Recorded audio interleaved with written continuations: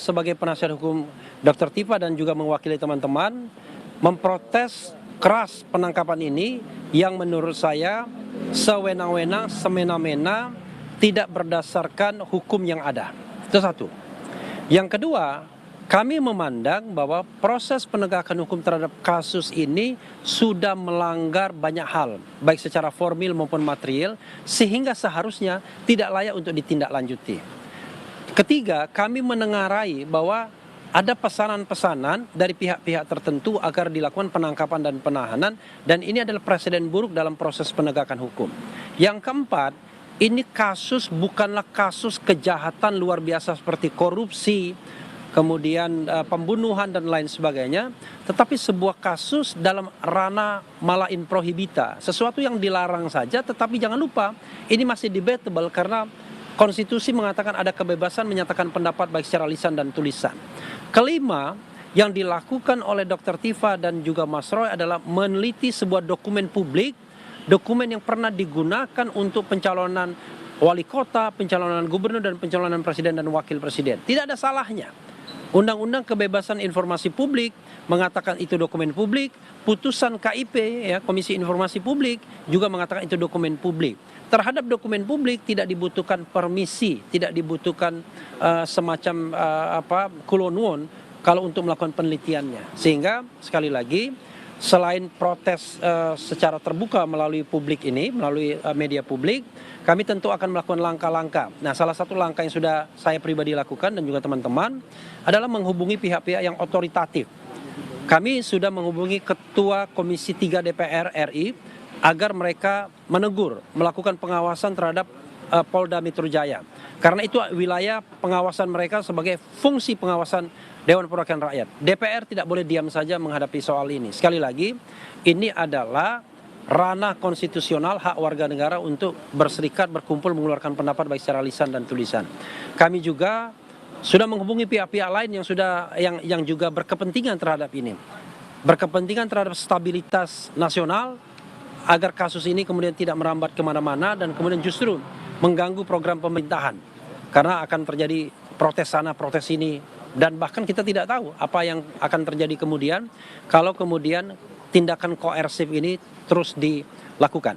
Nah, karena itu kami menyiapkan langkah-langkah hukum lainnya yang layak, ya macam-macam. Dan tentu kami tidak akan sebutkan terlebih dahulu karena langkah itu tidak diperlukan kalau Dr. Tifa dan Roy Suryo tidak ditahan. Ya, sekali lagi tidak ditahan karena not necessary untuk menahannya. Kami juga meminta opini, jaminan dari tokoh-tokoh agar tidak dilakukan penahanan. Tetapi tentu itu butuh waktu karena kita butuh komunikasi, cara-cara penyidik melakukan ini tanpa komunikasi, tanpa pemberitahuan, tanpa surat dan lain sebagainya. Justru menurut kami adalah cara-cara yang tidak menghormati hukum sama sekali. Itu yang ingin saya katakan. Tadi berulang kali Bang Refli ini menyebutkan ada pihak-pihak tertentu yang mengintervensi terkait dengan penangkapan pada hari ini. Ini apakah ada kecenderungan yang dimaksud dengan pihak-pihak tertentu ini siapa? Iya, Anda bisa lihat sendiri kan siapa yang ngomong Roy Suryo ditangkap, Roy Suryo ditahan dan lain sebagainya dan lain sebagainya. Setiap saat meminta agar Roy Suryo ditangkap dan ditahan. Anda bisa cek sendiri. Jadi saya kira saya tidak perlu menyebutkan pihak-pihak tersebut, tetapi Anda bisa cek sendiri. Dan lucunya adalah pihak-pihak tersebut tidak punya standing sama sekali. Ya, misalnya bukan lawyer Pak Jokowi misalnya, bukan pihak yang memang punya standing untuk kemudian mengurus kasus ini dan lain sebagainya. Tetapi kita tangkap berkali-kali melakukan press conference, bahkan sepertinya juga berkoordinasi.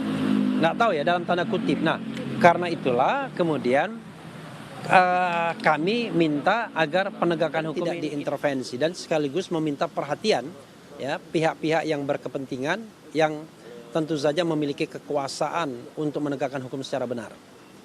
Ya, termasuk juga pihak-pihak misalnya istana sekalipun, ya kita minta perhatian Presiden Prabowo Subianto agar kemudian mengeluarkan segala kekuatannya, segala otoritas yang legal konstitusional untuk memperhatikan kasus ini, untuk menyetop kesewenang-wenangan itu. Karena jangan lupa kepolisian itu adalah aparat di bawah kepresidenan. Sebuah penegakan hukum yang baik, yang independen, yang logis, tentu tidak boleh diintervensi. Tapi kalau penegakan hukum yang tidak logis, tidak independen, memenuhi pesanan pihak tertentu, ya tentunya harus ada upaya-upaya untuk meluruskannya kembali. Saya kira koridor hukum yang harus kita tegakkan secara baik, secara benar, dan sekali lagi bahwa kedua klien kami ini tidak pernah sedikit pun punya niat untuk melarikan diri seperti para koruptor, seperti orang-orang yang melakukan kejahatan-kejahatan berat. Mereka kooperatif, walaupun ancaman hukumnya mengada-ngada sampai 12 tahun penjara. Itu kan mengada-ada namanya.